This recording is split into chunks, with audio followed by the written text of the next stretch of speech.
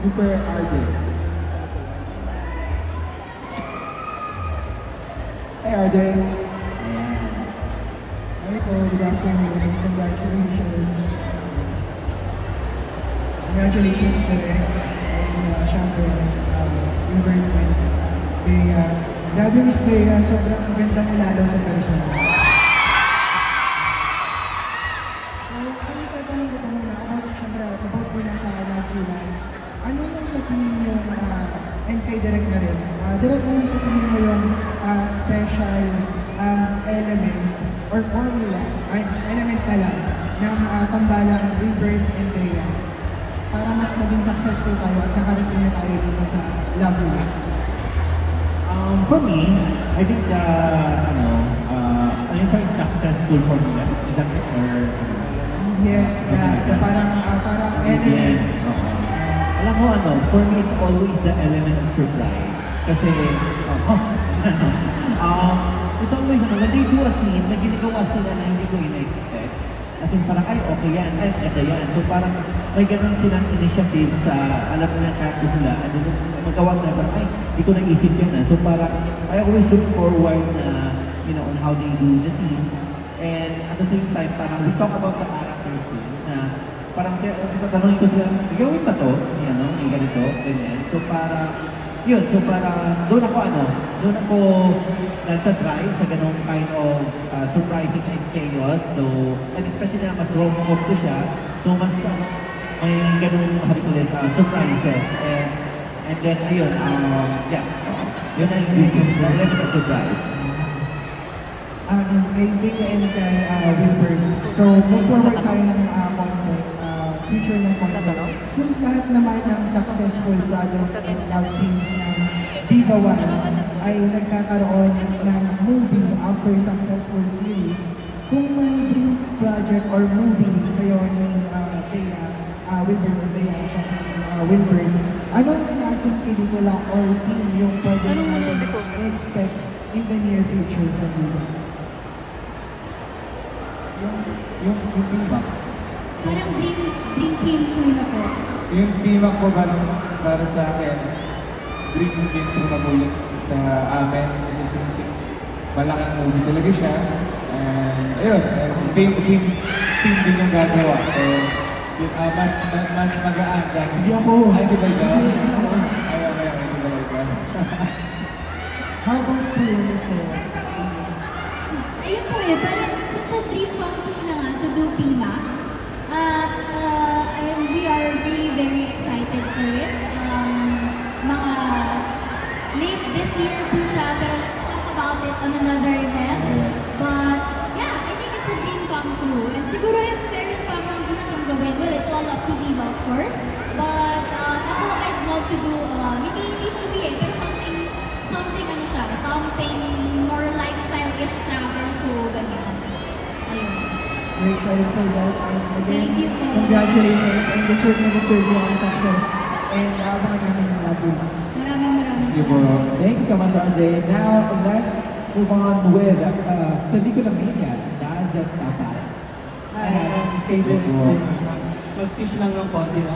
Ano yung for you, napansin nyo na nagbago or yung difference ng Will Bea from Jason to Lul of Behind the Camera? Ako, di ba? Sorry. The difference, di na sila nag-uusap. Sarap siya. What do you call this?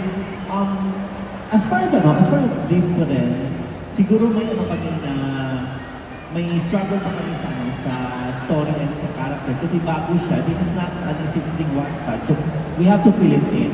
There was a lot of discoveries sa set and even sa writing na parang dapat ganito, dapat ganyan. So, in a way, ang siguro yung collaboration, trying to find something new na buuin. So, ito yung struggle and challenge ngayon na gawin, ifilin yung mundo ng Love You Lance.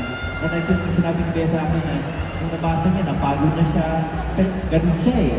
ganun parang, as in, parang showcase siya sa range niya, ni Bea, gano'n. And si Wilbert, ito yung pagbabalik niya sa comedy na very wala lang, gano'n. So yun parang describe ko sa comedy ni Wilbert na very suabe and wala na. comedy na very lalaki. Kay Bea naman, ano yung pinakamahirap na character dun sa lahat ng character sa iyo? Ano yung pinakagusto mo? And kay Gilbert naman, ano yung para sa iyo na pinakamalapit na character kay Bea dun sa lahat ng personalities? Wait lang po. Okay. Di ba tinanong lang po ako kung meron akong pwedeng sabihin? Hindi ba? So, siguro ang bias ko sa kanila po, si Kakay. Si Kakay siya yung mas maarte, mas modern, ganyan. Yun parang yun yung ano ko, bias ko for now. For now, so far po sa mga nagawa na, parang si Kakay. Ayun. Yung pinaka-gusto mong personality sa lahat ng kasi may mga nabububog. Si Isa siguro. Si Isa kasi, yung iba kasi very ano na eh, yung isa matanda talaga. Like senior, yung isa naman bata, yung isa naman, huh? Nasa trailer eh. Nakalo pa sila.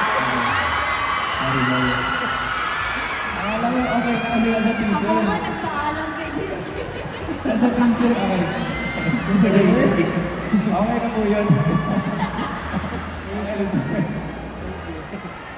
Isa, sige. Okay na yun, Bert. Ako, okay na Okay na yun. Gusto ko na naman, The king of words. Thank you so much. Ayan, again, maraming salamat po. Of course, that was now let's proceed to writer student page, Jojo Manalita. Ang cute lang ba yun? Ano po nagdidilapan ng sunod? Hindi, sabi ko, kasi po sabi niya, nasa trailer na nasa teaser naman na daw, pero hindi naman kasi na-determine who is who, diba? Nag-aaway sila. Hindi ko po. Mali. Okay, yung tanong ko, yung chemistry niyo translates so well on screen. What makes the other best friend material kung sakali girlfriend or boyfriend material? Sorry po, ano po yung material? Ano po? Yung una best friend material, what makes the other best friend material? At kung sakali girlfriend or boyfriend material? Ang problem ko si Bea, talagang nasa girlfriend material talaga. Since sobrang alaga, very sweet, very family-oriented. Kung yun po yung tanong, siguro tataas mo sa umawag ko sa wife material talaga. Wife material! If we're talking about Bea, yes po. Hindi na naman ang tao si Bea kasi ganun talaga. O wife material ka daw, Bea. Pwede daw itaas sa wife material, ikaw kung sakali.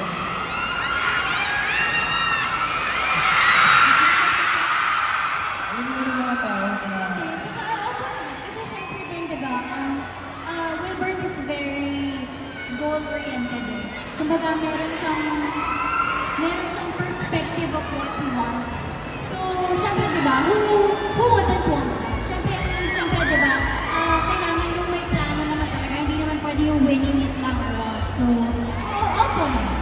Pero naniniwala na yata ako sa sinabi ni Direk na dito hindi na kayo halos nag-uusap dahil mata nyo na lang ang nag-uusap. Ay, ganun. Parang ganun po.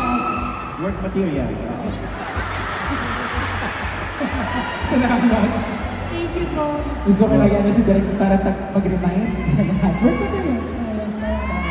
Thanks so much, Jojo. Next, let's have from Pep and Hannah, Ronald Gonzalez. Yes,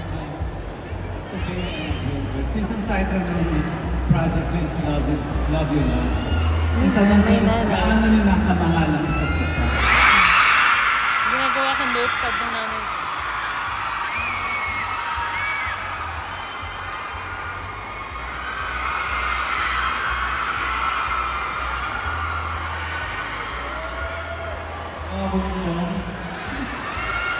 Since Love You Lots ang title ng project nyo, gaano nyo nakamahal ang isa't isa?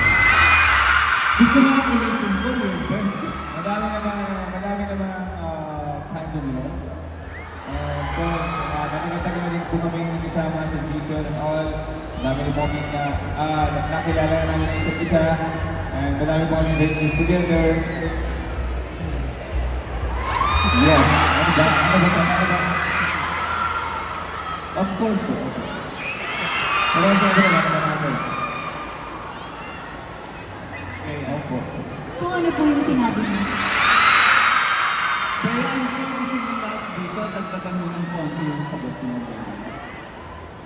Like, yung sinabi niya po. Tinagdagan ng words. Hindi, pero yun po. Siguro, marami nga naman kasi diba ways and definition of love. Ganyan. Pero, to be able to work with someone that you're very confident with, I think that says something din naman. Ayun po. Thank you. Wife material na. Thank you. Thank you po. Okay. Tuloy tayo. Ako, next tayo. For pop news, Roberto Gatino. Will be yan. Okay, siguro maraming gustong malaman din ng tanong na ito sa ito. Meron ba kayong kissing dito sa if ever paano kayo prepare sa ganito na eksena? Hindi pa po namin nakukunan. Hindi pa rin po namin alam kung paano kukunan ni Direk. Depende po kayo rin lahat. Baka ibigay. Thank you po. Di ba? Maraming salamat po. Next, we have My Movie World, Bernard Santos. Actually, since medyo matagal na rin kayong In-ensure lang nila na matanong. ano pa yung mga na-discover niyo sa isa't isa? Hindi. Abisado ko na po yung ano eh, galing niya sa... Yung galing niya po, abisado ko na po yung bagay sa kanya.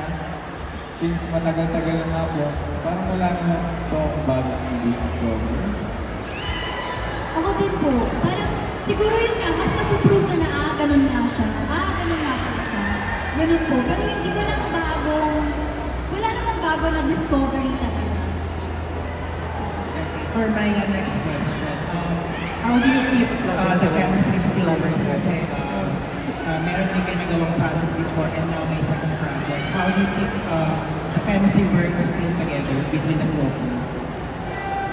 Feel ko po hindi naman po siya sinasadya na keep natin itong chemistry.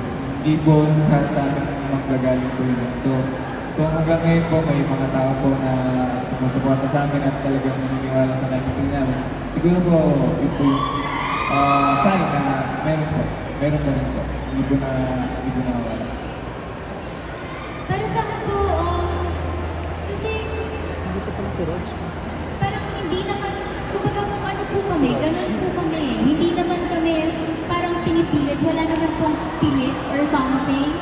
At ayun po, siguro ganun yung, kumbaga yung natatranslate siguro yun. Yung hindi, kumbaga walang fakeness, walang ano, ganun po. Ayun po. Thank you guys. Thank you po. Thank you so much. And we are down for last question from Stars Photography. We have Alan Santo. Hi, Alan. Hello. Good afternoon. Congratulations to both of you for the success ng all your projects. Tanong ko lang muna kay Direk before kay Will Ray. Direk, dahil parang ang daming nagalit sa inyo kanina, gumit na kayo dyan sa dalawa kanina. Parang ang daming nagalit na fans. Pero kayo po, how do you assess yung dalawa? Paano sila behind the scene at paano sila on screen? Partner. How do you describe them? Very professional. Lagi silang, anong domino niya?